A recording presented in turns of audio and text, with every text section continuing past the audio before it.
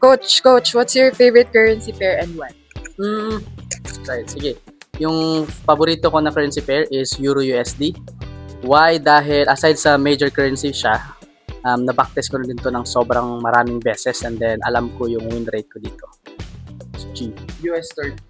Kasi yung US 30, nagpipid siya sa lifestyle ko. Like, I'm always available at night.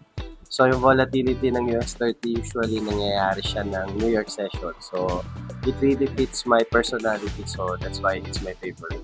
Personally, wala akong favorite currency pair. So, tinitrade ko lahat, majors, minors, commodities, and indices. As long as mag-show up yung aking hinahanap na setup, goods ako i-trade yun. Thank you! USDJPY because pwede ko siya i-trade ng umaga, pwede ko siya i-trade ng gabi.